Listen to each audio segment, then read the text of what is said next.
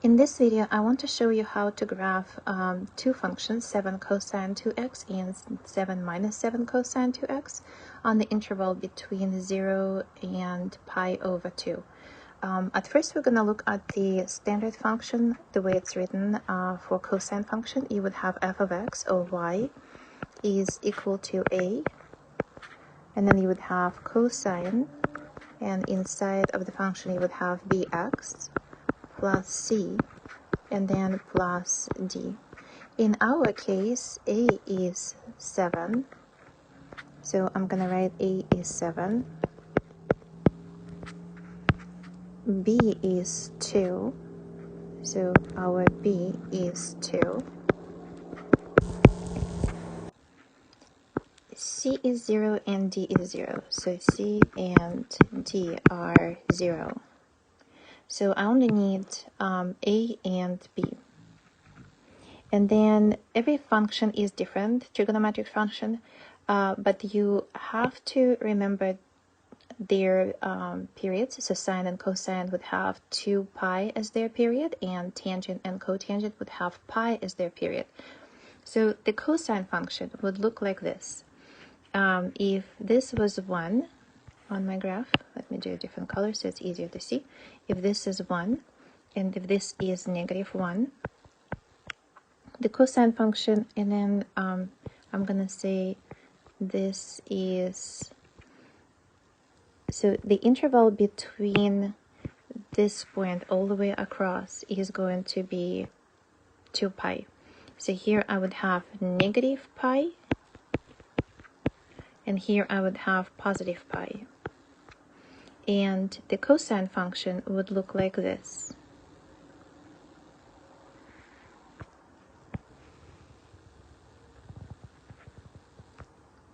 So this is over one period, and it goes from -1 to +1 on the y-axis. And then in our function, we have different period because we have b part that is changing the period. So what I do to solve for the period, I'm going to write this: bx plus c, so for sine and cosine functions I can do it this way, is equal to 2 pi. And then I'm going to start solving the whole equation for x. So my x is going to be 2 pi over b minus c over b. And because c is not present in our case, c is 0. And because b is 2,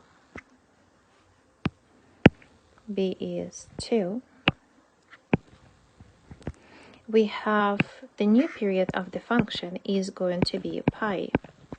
So I don't have to change my graph. The graph is still cosine function. I will change these intervals on x and y axis, and I'll change how far it goes on x and how far it goes on y. So on y, the whole period has to be pi. That means on the left side, this is going to be negative pi over 2. And on the right side, the last line is going to be pi over 2. So the whole period in this case is pi. And then for the a part, we said a is 7. That's by how much the function is stretched.